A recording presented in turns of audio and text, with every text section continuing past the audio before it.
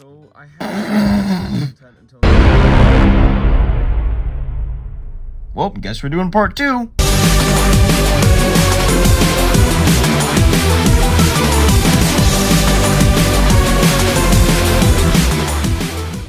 Welcome to the second part of my Total Drama character ranking. I uploaded the first part a bit ago, and I think you guys liked that one. Now, before we get into the nitty-gritty of it all, there are a few things I'd like to preface. Firstly, this is my opinion, and if at any moment you disagree with me, please feel free to share it in the comments. But I ask that you don't be an idiot about it. Be respectful. This wasn't really a problem last time. Yes, it was. Look, if you asked why I ranked a character where I ranked them, odds are I'm gonna reply with, it's my opinion. Because it is. And I explained it in the video. So from now on, comments that are disrespectful, not disagreeing, that's okay, but disrespectful to mine or anyone else's opinions will be deleted. Secondly, the characters I placed in my mixed feelings tier last episode, I don't hate. Most of you thought that I hated all the characters in my last episode, which isn't true. A lot of you really didn't like how I put Chase and Courtney in there, but I don't hate them. I just wanted to make that clear. Thirdly, I appreciate all the support on the first part, and I'm so happy you guys liked it, but these aren't the main type of videos I'll upload on this channel. I'll definitely make more Total Drama content after this series, obviously, because it's a show I love, but I'm also going to continue making my main show. All of my main shows. It's kind of funny, but also sad, because I spent 3 years making my usual content, and finally got my first 100 subscribers a few months ago, but then I uploaded my first TDI ranking video, and YouTube said screw you, and gave me 300 more in the next 48 hours. And I understand that the kind of stuff I create isn't popular, but I put an unbelievable amount of effort into each episode, and YouTube doesn't care. For the 6 people wondering, my show shares the same format as a regular Total Drama season, challenge, elimination, repeat, so check it out if you like TDI and or want to support me. Cool. Lastly, Discord server. Yeah. Don't make me regret this, please. Okay, look, I'm not someone who uses Discord too often, but I've had a server for a long time that I never use, so I redid some stuff and it's back. Join if you want to chat about some stuff, my stuff, Total Drama stuff. Anyway, time to finally get into the real stuff. So, I know when it comes to tier lists, everyone is way more interested in who ranks the best and who ranks the worst. Clearly, those are always the most exciting categories. However, Total Drama has a ton of characters that fall into the less exciting middle category, and they also deserve their due. So, let's hope I can make this as interesting as I can, starting with... Number 72, Blanley. Now I know. Most of you were probably wondering why she wasn't in the worst video. I have my reasons. Blanley was a host on the Celebrity Manhunt special episode, and was a co-host For the World Tour Aftermath episodes. until she accidentally won the rejoin challenge. Hey, better than Beth. While I'll agree that her winning that challenge was pretty dumb and it should have been Noah, Blanley did not disappoint. She had such a fun presence in the World Tour episodes, and I thought she was a pretty fun villain. It was interesting watching her try to play the game after she had just joined it, since she missed out on a lot already. I really like how her strategy was completely different compared to the others as well. She tried to create an illegal alliance with Chef, similar to DJ in Action, which was very interesting for the 2 episodes she lasted in. Seriously, this is the only reason Blanley is not higher. She could have made it farther as a secondary villain, but not a villain we're supposed to take seriously. Blanley was wasted, that's all I have to say. I like the Rockers. While Rock's team isn't anywhere near my favorites, he's still a solid character in my opinion. He's just good vibes, man. I think the Hater-Dater team is pretty decent. For context, the Daters started off the season as a couple that was madly in love with each other, but as the season progressed, they kept on bickering with each other and eventually became the Hater, and then fell in love again, because of course they did. I like their moments, and I got a few smiles while watching some of their scenes, but they aren't spectacular or anything. Ella is one of 4 Pacatow Island characters I haven't gone over already. She's basically your average Disney princess, but in Total Drama. I wasn't a fan of her at first, but I think her wholesomeness and pacifistic nature has grown on me. She's easily one of, if not the kindest Pacatow Island contestant, and the only reason she isn't higher is because I never really saw her as someone to root for. Cause, you know, Pacatow. And one more thing, her elimination was stupid. That is all. Justin, the guy who said 20 words in his first season And came back as an antagonist in the next. I like Justin's strategy of using his looks to make it farther in the game, and I personally thought he was a contender to win, but then Courtney happened, so no. 66, Dawn. The male one. Dawn is a pretty great host in my opinion. He seems to take his job a lot more seriously than Chris does, and I like that. He has his funny moments, yes, but never seems to stray away from what's important, which allows for an almost flawless season. And yes, the Redonkulous race is my favorite season. Trent was a pretty normal guy on TDI and managed to get himself a girlfriend in what ended up being one of my favorite character arcs of that season. One of the biggest problems with Total Drama Action is that it derailed an unfortunate amount of well-liked characters, Trent being one of them. He became really obsessive over Gwen after they ended up on different teams, and this conflict only escalated when Gwen and Duncan started hanging out. It got to the point where Trent was throwing challenges to keep Gwen safe, which is honestly such a bad way to finish for his character, as we don't see him compete after Action. And why is bro's forehead so big? I'll say this, you guys are gonna see some pretty popular characters get ranked in this tier almost entirely because of character derailment. Just like 64 Gwen. You guys scream at me in the comments, let me explain. I like Gwen an alright amount. TDI Gwen was great. She was a well-rounded player who seemed to be cold on the outside, but was kind and trustworthy on the inside. I enjoyed watching her a decent amount. It's no secret that Gwen is one of the most popular characters in all of Total Drama, and I completely understand that. It's because of the first season. But popular doesn't always mean good. Her story should have been wrapped up right then and there in the finale of TDI, but nope, she just had to come back for another season. Don't get me wrong, I think bringing back popular characters is great, but I think the writers could have at least given her and Trent a better plot. And don't get me started on Gwunkin. That ship is toxic, uninteresting, and serves no other purpose than to give Gwen and Duncan something to do for their next season. Garbage. Believe it or not, Sam is only the second Revenge of the Island character on my tier list, and that's no coincidence. Like I just said, there was no need for Gwen to come back only to have her character completely derailed. The writers clearly did not know what to do with her after Island, and I personally think that characters whose arcs have been wrapped up already should not come back for another season unless they have an actual good idea on what to do with them. I know that's very hypocritical of me, I'm sorry. Now going back, the reason why there hasn't been a Gen 2 character on here since Stacy is because a very minimal amount of the Gen 2 cast actually suffers from character derailment. This is a very hot take, but the second generation is probably my favorite cast. Here's why. More often than not, someone from the Gen 1 cast suffers from character derailment in any new season they're featured in. It never felt like anyone from the Gen 2 cast was ruined beyond the point of no return like Gwen and Courtney were for me. Now, just talking about the Gen 2 cast, I think it's a great group of interesting characters. I was actually going to list a bunch of the ones I liked, except I realized that would defeat the whole purpose of making a tier list series, so I'll save that for later. I'll just say that I wish we saw this cast in a more realistic season like the first one. Okay, now where were we? Sam? Yeah. Sam's a gamer, that's cool. Nothing to say aside from how I think he shouldn't have been in All-Stars, but other than that, he's cool.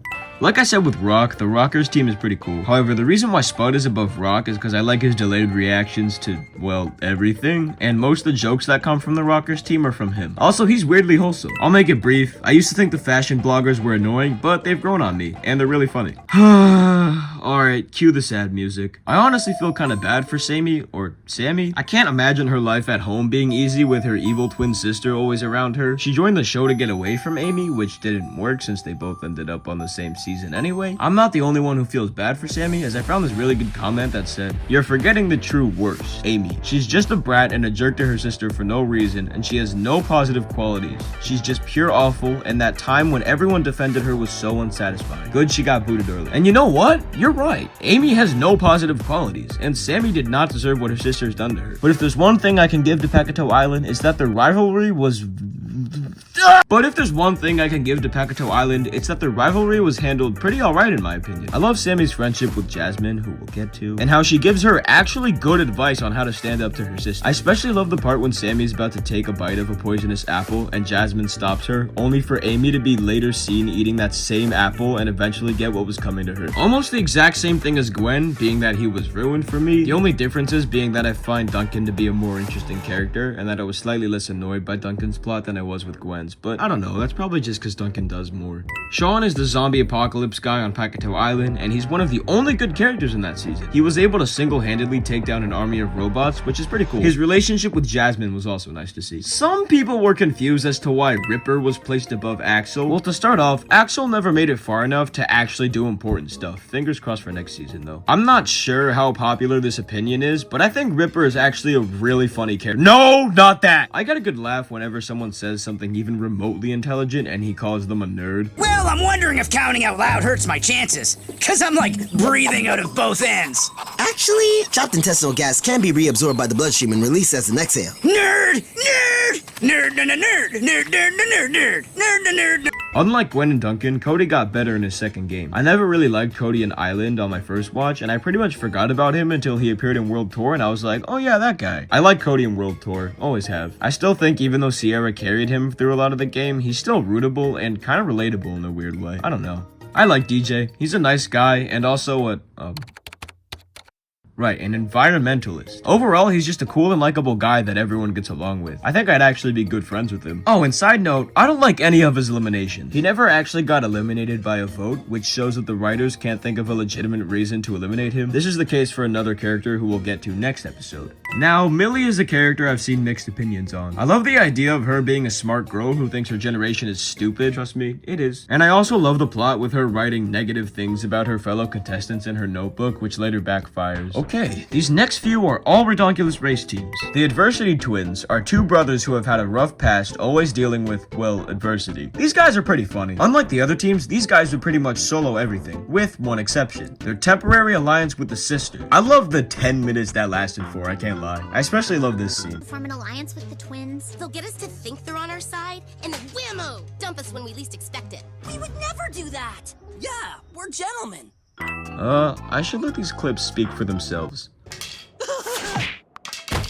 Nice going, Chet. Now we have to wait until it's our turn again. You're just jealous because I talked to a girl. That's not talking. That's pointing and laughing like a chihuahua. Same thing. No, it's not. Ugh. Let's build a floating spaceship. It's like you're inside my brain, taking my ideas before I have them. We should have our own theme song. Totally. Step brothers, with a step brother. I remember watching the season for the first time and rooting for them hard. The father-son dynamic they have was pretty nice to see, and I especially like the parts when Dwayne tries to make his son think he's cool. That was fun. Now, we're finally at the man himself, the face of total drama, the host with the most.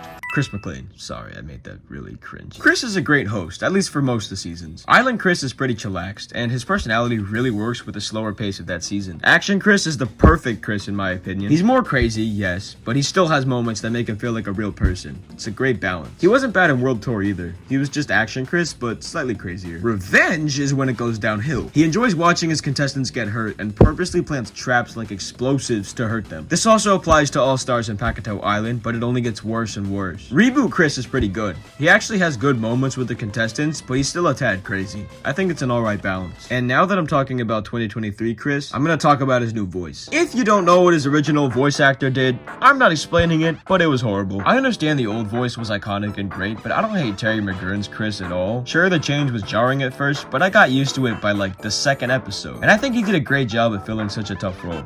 I like Bridget. She's a simple character, but she's cool for that. Cameron was a finalist on Revenge of the Island, and he's pretty funny. Once the merge hit, he did a variety of cool things, specifically in the Junkyard episode. He also had great development, and his friendship with Mike and Zoe was also really nice to see. I also think it's funny how the show makes him this unbelievably light character.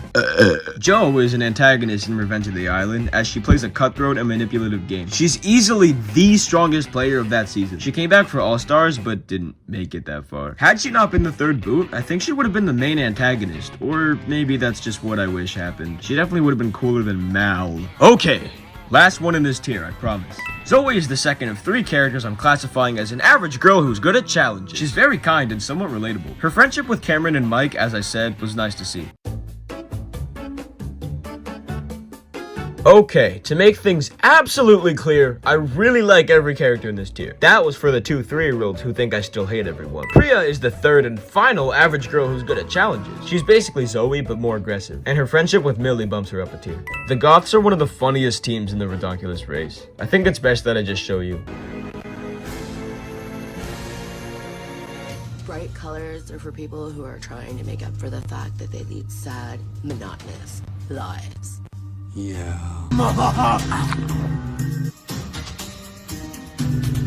Ow. Now, I know the best friends get a lot of hate mainly because of how the relationship happened, but I don't know, I found it to be really wholesome at times. Okay, maybe a little cringe. Anne Maria is one of the funniest contestants, not only in Gen 2, but just in general. She clearly doesn't care about the game, as shown in her audition tape, but her interactions with most of the others always gets a good laugh out of me. Like Anne Maria, Dakota is one of the funniest contestants from Gen 2 in my opinion. It's mostly the small things that I find funny about her, like her phenomenal scream.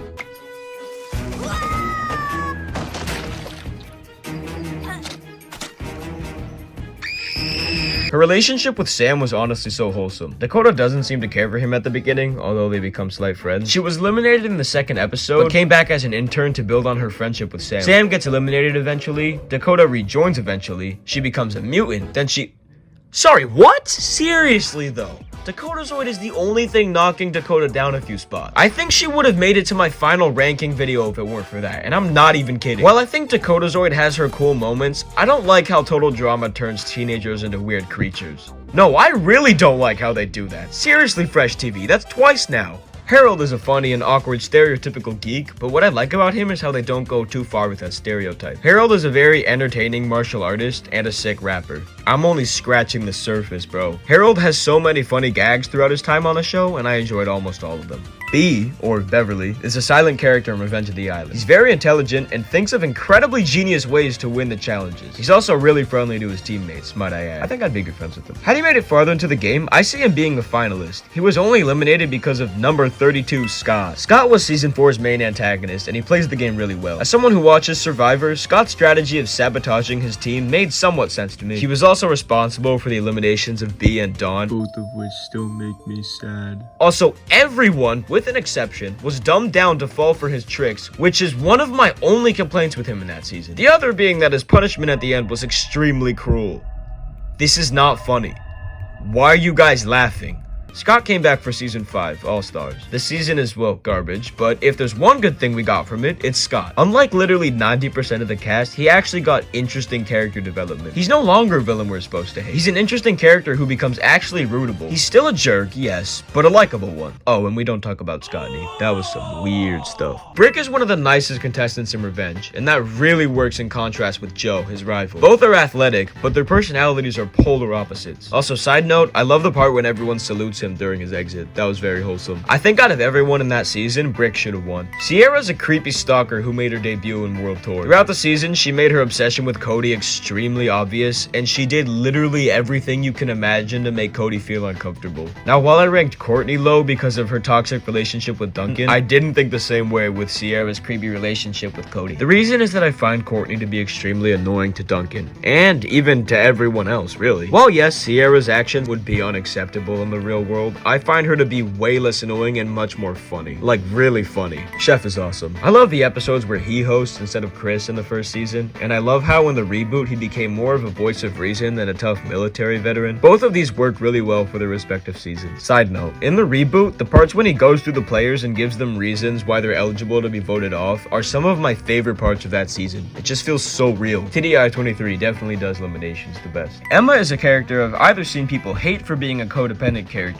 or love for her fun personality. For me, it's the latter. No, I don't like the Chase and Emma ship, but I always thought Emma was a fun character. I liked her interactions with Chase at the beginning, and I was rooting for her once I saw her in the first episode. Something that happens when I start watching a season is that I get really attached to one character, their personality, gimmick, or really anything, and I root for them the whole way through. This was the case with Emma, until it wasn't. I thought she was easily gonna be one of my favorites, but then she had an on-off relationship with Chase, which I lost interest in very quickly, considering how I don't like Chase. Had it not been for that, I think Emma would have made it closer to the top. Like, way closer to the top, and I doubt anyone else agrees with me on that one. 27, Raj. Wayne and Raj give off Katie and Sadie vibes, except Wayne and Raj were done so right. First of all, the jokes are genuinely some of the funniest of that season, and get laughs out of me almost all the time. But the main reason I like these two is because of Raj coming out as gay to Wayne. In the early episodes, Raj finds interest in Bowie, and Wayne realizes this. Wayne tries to get Raj to come out to him for the next few episodes, and when he finally does, they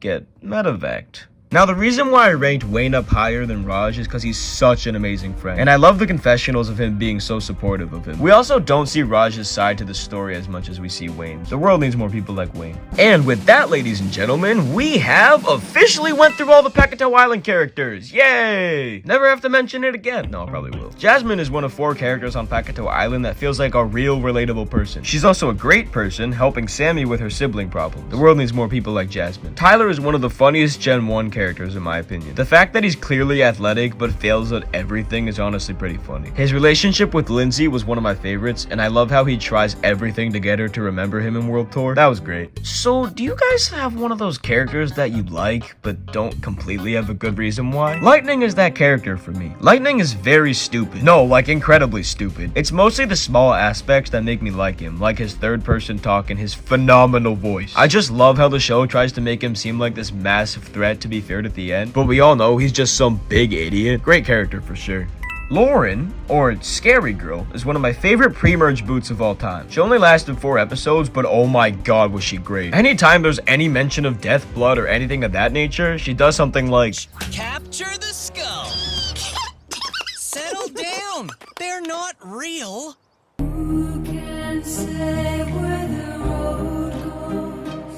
And before we move to 22, I would like to make one thing absolutely clear. No, Scary Girl and Dawn are not the same character. Sure, their faces have the same shape, but watch 1 or 2 scenes of each of them. They're nothing alike. Would Dawn threaten her fellow teammates? No. Would Dawn eat squirrel? No. Sure, some people think Dawn wants revenge from her unfair exit in Revenge.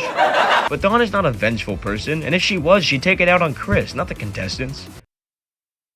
You know, maybe they're sisters. The Ice Dancers are the perfect villains for the Redonkulous race. They're honestly one of the funniest teams. Okay, I was gonna put Brody and Jeff together, but Jeff has been in more seasons, so I made them separate. Brody's just good vibes, man. He's really funny, and he's a cool guy. Jeff was a party dude on Total Drama Island, finishing in 6th place, and only getting eliminated because everyone else became a bad person and voted off the nice guy instead of Heather. Same ranking as Brody, but because he competed in more seasons, he gets the slight edge. The Police Cadets are one of my favorite Redonkulous race teams for multiple reasons. 1, their interactions with each other are some of the funniest I've seen. 2, they're powerhouses. They bulldoze their way through the competition, but also have struggles every now and then. Their rivalry with the Ice Dancers is peak. I also love the good cop, bad cop dynamic they have. I think I like Sanders the slightest bit more, as she's more rootable on her own, and I think I prefer the Cadets ending instead of the Surfers. Like I said, Wayne is a good supportive friend. Gotta love a good ally. Okay, Lashana's amazing. She's mean when she needs to be, and she needs to be, but she's a supportive friend when she needs to be. And she needs to be. She's a well-rounded player who has a great physical, social, and alright strategic game. Watching Island for the first time, I genuinely thought she was gonna win. Oh yeah, this episode. Man, I love that episode. Okay, this is the last one for this episode. Damien was dared to sign up for Total Drama by his friend, having no idea how hard it was gonna be. He tried everything possible to get himself eliminated from the game, because every time there's a challenge that's unsafe, it's always like, Lava! Lava! Have you completely flipped your pancake? Chill out! You're not even going on the raft! Also, I think he's a good contender to win for the next season, since he finally got his grip on the game by the 5th episode, but ironically got eliminated. And I hate that episode. Anyway, thank you guys for watching this incredibly lengthy episode of my ranking. Next episode will feature my 13 favorite characters. No, it's not. Hi, this is TBG from the future, and you can tell because the mic quality is terrible. Now, because of the new reboot season that's been out, and it's kind of releasing illegally, the third part is actually going to be me correcting my opinions. So if some of your favorite characters were ranked in part 1, don't be mad, because there's a good chance that they'll get moved. Anyway, I'll let the rest of the video play. In all of Total Drama, I kindly request that you watch my show, all of my shows, join my Discord, have a good one, and most importantly, don't scream at me to make the next part. Thanks! Oh yeah, and like and subscribe. Do that too, please. Thanks.